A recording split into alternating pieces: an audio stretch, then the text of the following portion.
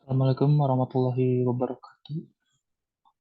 Di sini saya akan mempresentasikan mata kuliah Pengadilan HAM Internasional dengan materi Hukum Acara Internasional Criminal Court yang ada di dalam Statuta Roma tahun 1998.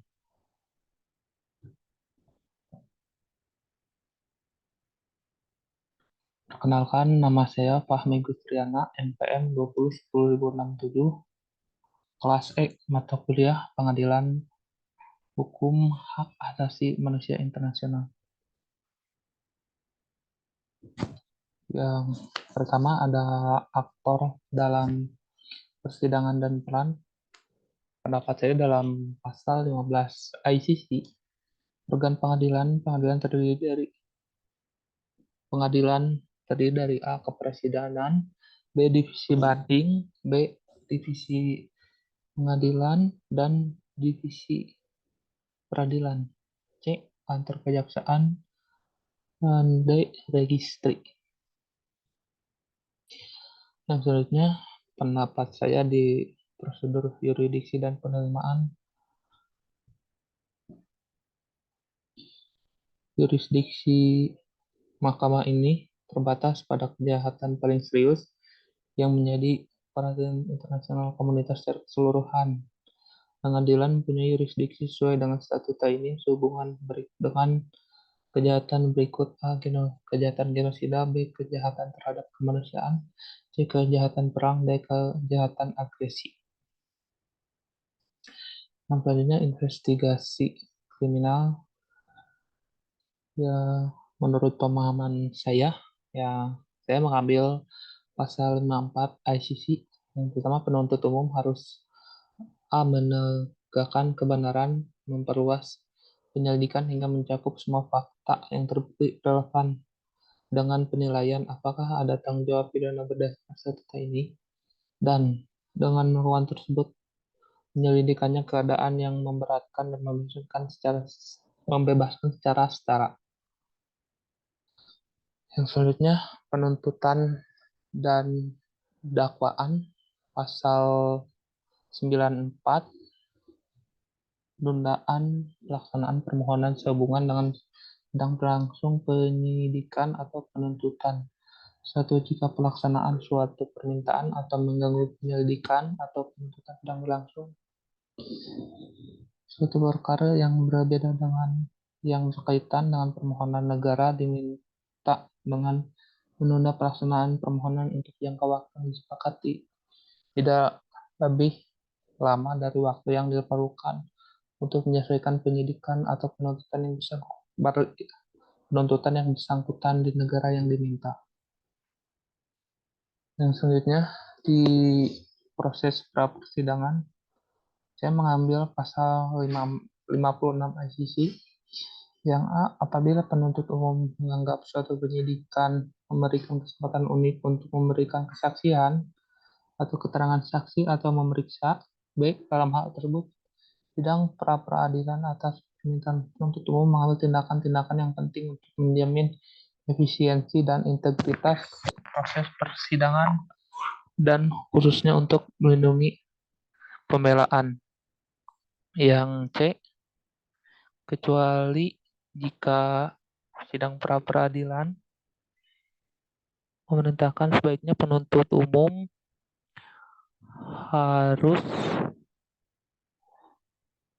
penuntut umum harus memberikan informasi yang relevan. Yang selanjutnya,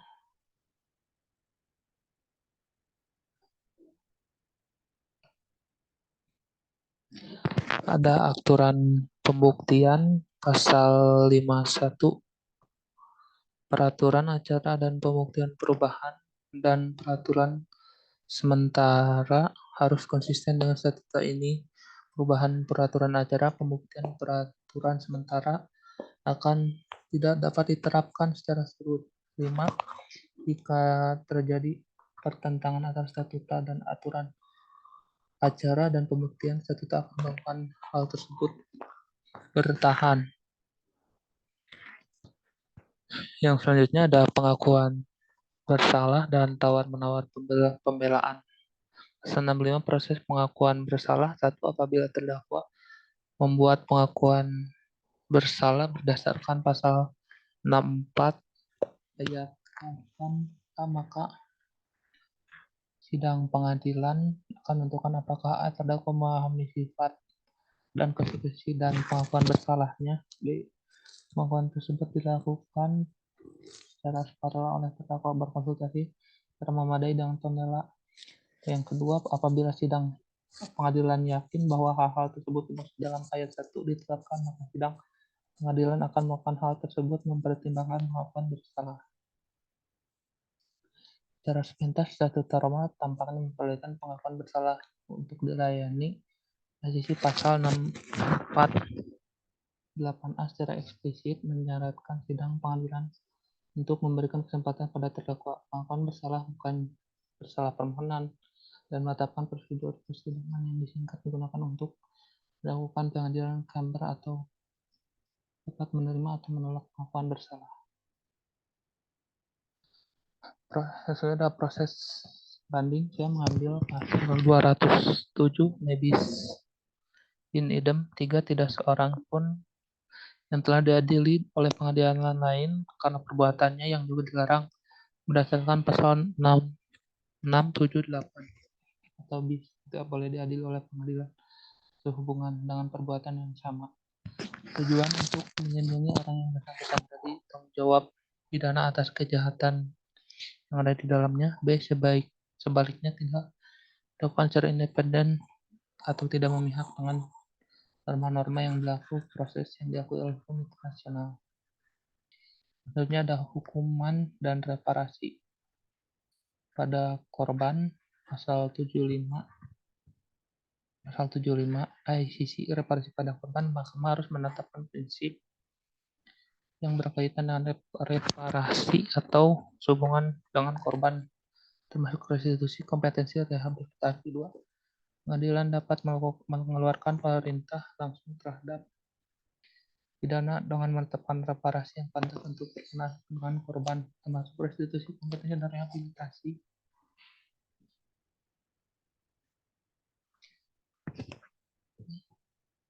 Saya mengambil pasal 76 hukuman dalam hal terdapat putusan bersalah. Majelis pengadilan akan mempertimbangkan hukuman yang pantas untuk dijatuhkan dan harus mempertimbangkan bukti-bukti yang dijatuhkan. 2. Kecuali jika pasal 65 berlaku dan sebelumnya dan selesainya persidangan, sidang pengadilan dapat berdiri sendiri mosi tersebut atas permohonan penuntut umum. 3. Apabila ayat 2 berlaku, setiap pernyataan berdasarkan 75 harus didengarkan pada sidang selanjutnya.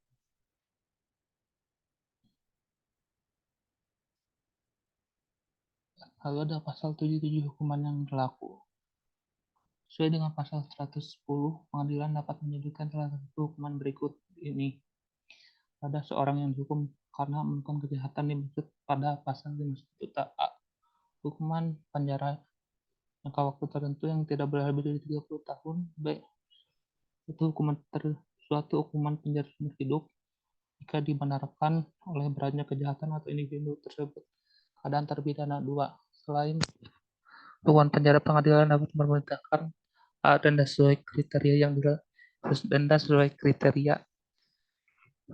yang ditentukan dalam peraturan acara dan pembuktian. B. Penyiksaan hasil properti dan aset diperoleh secara langsung atau tidak dari kejahatan tanpa merugikan pihak ketiga yang bonafit. Sekian presentasi dari saya, Fahmi Gustriana. Wassalamualaikum warahmatullahi wabarakatuh.